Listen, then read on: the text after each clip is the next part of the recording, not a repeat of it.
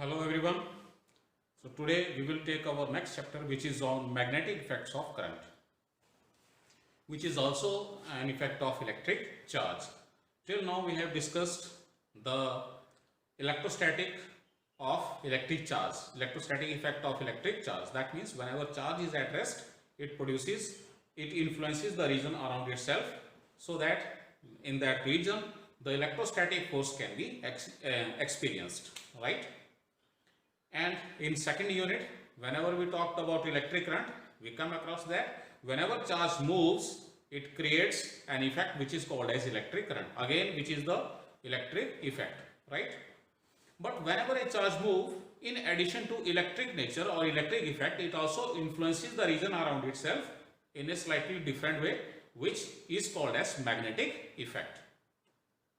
So whenever a current flows through a conductor, and in the region, whenever we want to know the effect, magnetic effect of the that current, then we can place a compass around this current carrying conductor, and what we will observe that it shows some deflection.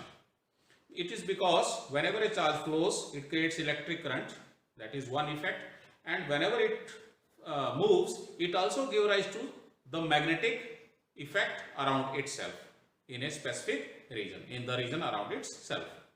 So that region in which the magnetic effect of a current carrying conductor can be experienced, or magnetic effect produced due to a current can be experienced, that region around a current carrying conductor, it is called as a magnetic field.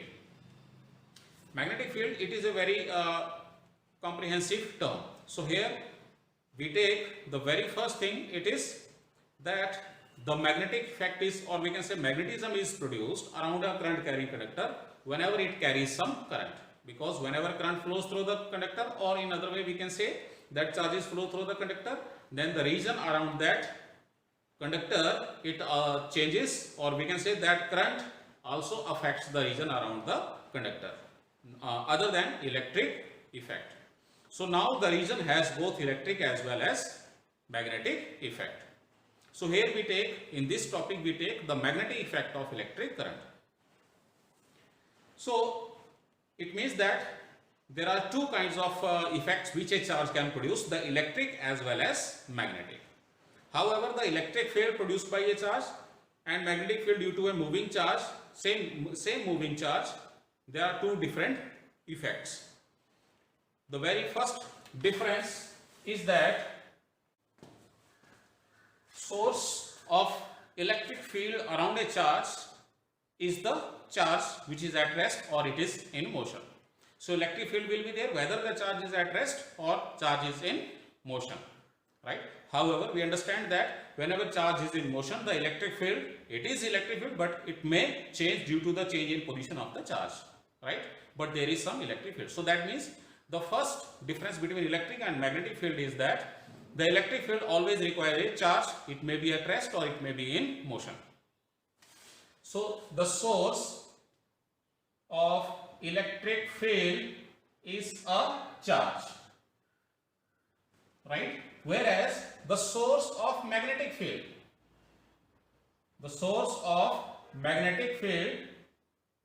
is a moving charge. So whenever a charge moves, only then it produces the magnetic effect. So this is the first difference. Another difference is that the electric field lines, they are different from the lines of magnetic force, right? In the manner that the electric field lines, they start from one charge and terminate at the other charge.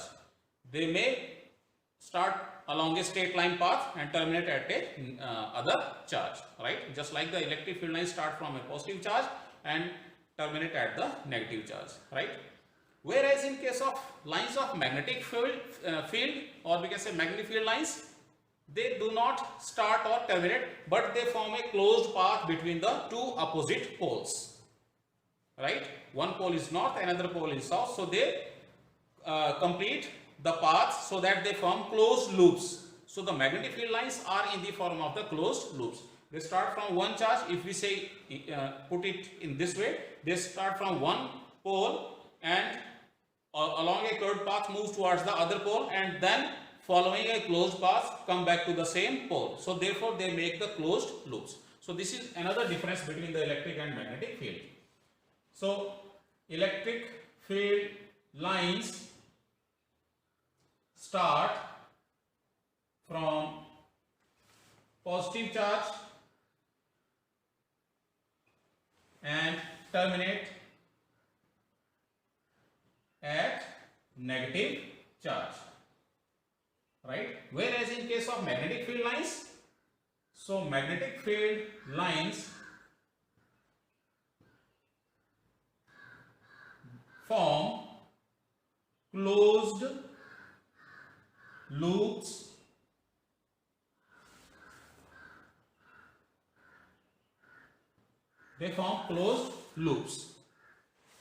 from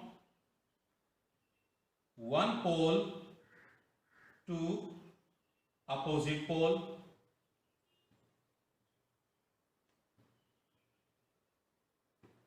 so they form closed loops.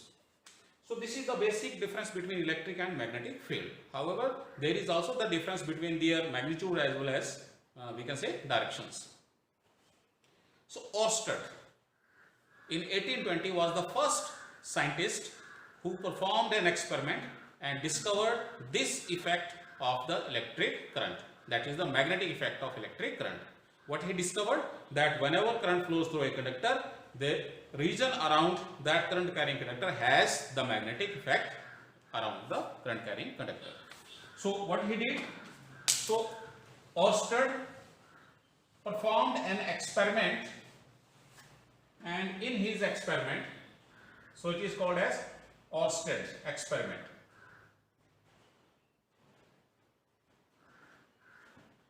So what was this Oersted experiment? He took a conductor and placed a compass behind it.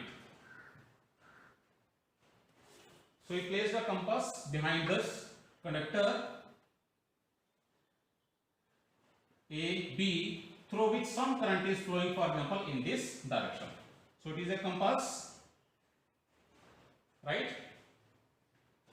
And the current, some current is flowing through this straight conductor AB. And for the convenience, it is taken that this conductor is held parallel to the south-north direction. So from here we understand this is south, this is north, then the direction vertically inward it will be west, and the direction vertically outward it will be east. So whenever he switched on the electric circuit so that current flows through this conductor AB, what he observed, that the north pole of the compass, which is placed behind this conductor, starts getting deflected towards west, means vertically inward towards the west. And whenever he placed this compass above this current carrying conductor, the direction of the north pole just opposite. So it just moves towards west, means vertically outwards. So that clearly represented, so by this experiment, Oersted clearly represented and discovered that around a current carrying conductor there is some magnetic effect which can be experienced with the help of a compass or any other magnet.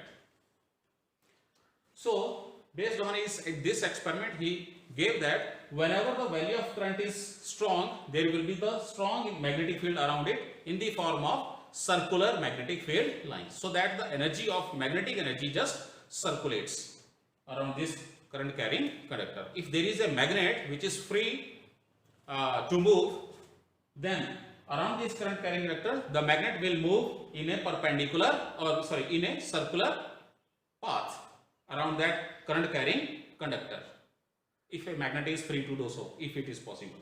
So that clearly represents that there is some magnetic effect around a current carrying conductor. You can also do it by yourself by taking a small electric conductor and placing a compass nearby it and passing the current through the conductor with the help of cell, 1 or 2 cells.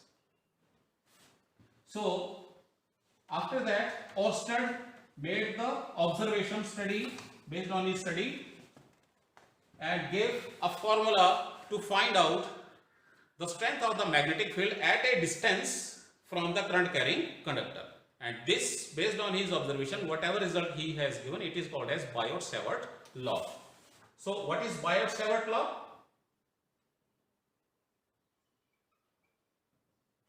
It is the very basic law of electromagnetism, especially magnetism. So according to this law, suppose that we have a current carrying conductor just like this, and we are interested in finding the electric field at a position P around this current carrying conductor. Suppose that current is flowing in this direction. So according to Biot-Savart law, we consider a small elementary portion AB of length dl of this conductor. A very small portion dl is taken through which some current, suppose I, is flowing. So current I is flowing through this conductor, and the position of this point P from this length element, or we can say current element, this distance is r, and the angle between this current element and this position vector of observation point, it be represented by theta. Then according to Biot-Savart law, the magnetic field due to small length element dl, this can be represented by dB. The magnetic field is represented by letter B, capital B, and because it is a very small length element, so magnetic field at point P due to this small length element, it is represented by dB. So according to this law, the magnetic field due to this length element, it is directly proportional to the current flowing through the element, or we can say conductor. So more is the current, stronger will be the magnetic field at point P. Second, the magnetic field, it is proportional to dl, the length element. Longer is the conductor, then more will be the, or we can say strong will be the magnetic field at point P.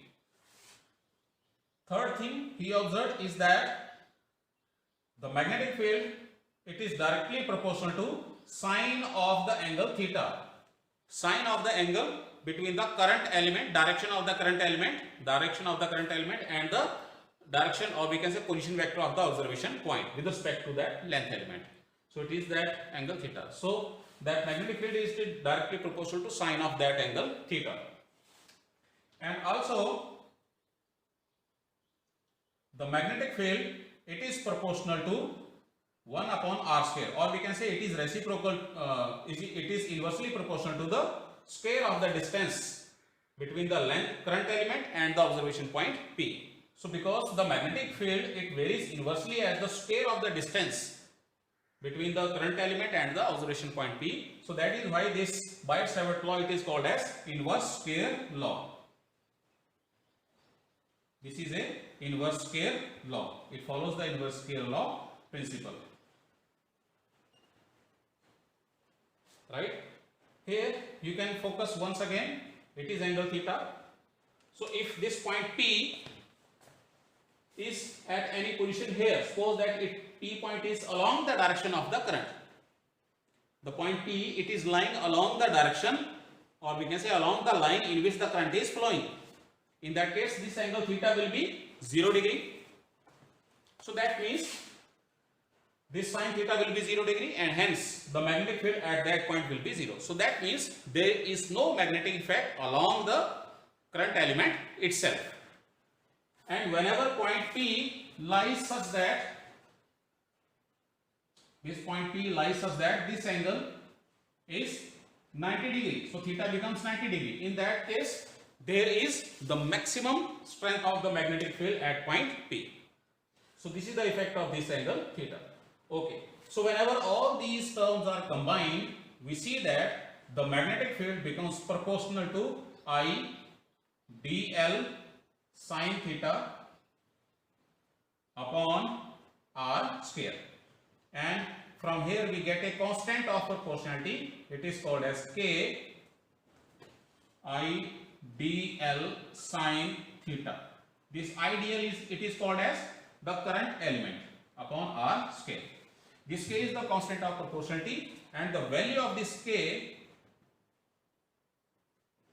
The value of this K, it is represented as mu naught upon 4 pi, or simply mu upon 4 pi, where 4 pi is just a constant number, whereas mu, it is also a constant. The value of mu depends upon the medium in which this system of this current carrying element and this observation point P is lying, means intervening medium between the observation point P and the current element. So it depends, the value of mu depends upon the medium which is lying in between there, and it is called as permeability of that medium. So this constant, it is called as permeability of the medium. Permeability represent in one way the ability to allow the magnetic field lines to cross through itself. So that is, and if we are talking about a vacuum or free space, we represent its permeability by mu naught. And from this ratio, for vacuum, this constant K, which is mu naught upon 4 pi, it comes out to be 10 to the power minus 7 Tesla per ampere meter. So this is the value of K. So in general expression, we write the expression for the magnetic field as mu naught upon 4 pi for the free space or vacuum into dl sine theta upon r square. So this is the magnitude of the magnetic field around a current carrying conductor at a distance this. Current carrying element dl, due to dl, small current carrying element dl. And if it is the magnetic field, it also possesses the direction. Then how do we know the direction from this expression? To know the direction, either we make use of right hand thumb rule, which you have already discussed in your earlier class, 10th class. So according to right hand thumb rule, it is the right hand thumb rule. If we hold the conductor, our right hand in such a way so that the thumb points along the direction of the current. If we hold our right hand just like this so that thumb points along the direction of the current, then the sense or manner in which the fingers curl, rotate, just like this. So the manner in which fingers rotate or curl, it gives the direction of the magnetic field at point P. So that means if it is the current in this direction, right, then we hold the thumb along this direction and the fingers at point P, they curl just perpendicularly inward. So the direction of magnetic field is perpendicularly inward at point P. The other way, we can also know the direction of magnetic field, this magnetic field, mathematically just as this. We put this expression for the magnetic field in its vector form. So it becomes dB vector, this is equal to constants are constants into, now here it is the current element dl into sine theta. That means there is some magnitude having magnitude 1, some vector having magnitude 1. So this current element, it is making an angle, theta angle with this direction. So we take this vector to be unit vector, so that its magnitude remains 1 and the direction it is represented by sine theta. So in this case, we can write this as IDL. This becomes the current element. The direction of this it is taken as a vector. The direction of this vector is taken along the direction of the current. Remember that current is a scalar, but this is a vector quantity.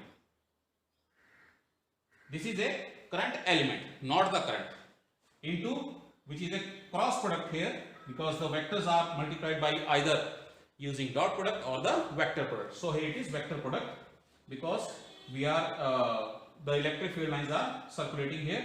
So it is IDL into the vector having magnitude 1 unit, which is R unit vector, whose direction is same along the direction of this R, position vector of point P with respect to the length element. So it becomes R cap divided by R square. So if you use vector algebra, this will come out to be IDL, the magnitude of first vector, multiplied by magnitude of second vector, which is 1, into sine of angle between these two, which is theta. Again we get the same expression. So this is the vector form of this magnetic field D. Now from this expression, we can talk about the direction of this magnetic field dB. According to this magnetic field has got the same dimension as the direction of this. So this cross product, it is nothing but a new vector. just as this case, suppose that we have two vectors A and B which are lying just in this way. So this C vector, they give rise to a new vector which has the direction perpendicular to both A as well as B. So from here, if we rotate the first vector towards second vector, so rotate the first vector which is ideal, so it is ideal, we have to rotate it towards the second vector which is r cap or r unit vector. So if we rotate it in this manner, the screw will advance vertically inward. So that is the direction of the magnetic field, which can also be verified with the right hand thumb rule. So if we rotate this current element towards the r unit vector, then it will follow the principle of a screw, and whenever we rotate a screw in clockwise direction, the screw advances linearly inward. So that is the direction of the magnetic field. So this magnetic field will be perpendicular to both current element as well as the position vector r. So this is the vector representation of the magnetic field and the Biot-Savart law. So Biot-Savart law is the basic principle or basic rule of the magnetism, which gives the strength of the magnetic field due to a current carrying conductor at any distance of the observation point. So that is all for now. You can also put this expression in terms of vectors alone. So from here we see that this r vector can be written as, this can be written as r unit vector, this can be written as r vector divided by the magnitude of this r vector, because this r vector, it is nothing but its magnitude multiplied by its unit vector. So from here r cap, it is nothing but r vector divided by its magnitude. So we can substitute from here. So here we get the magnetic field in a different form. It is mu naught upon 4 pi into I dl cross r vector divided by. Here we have all r square already, and we are also getting one more r here, so it becomes r cube in the denominator. So we can also put the magnetic field in this form. So that is all for the first day. We will take the next topic on the next day. Thank you.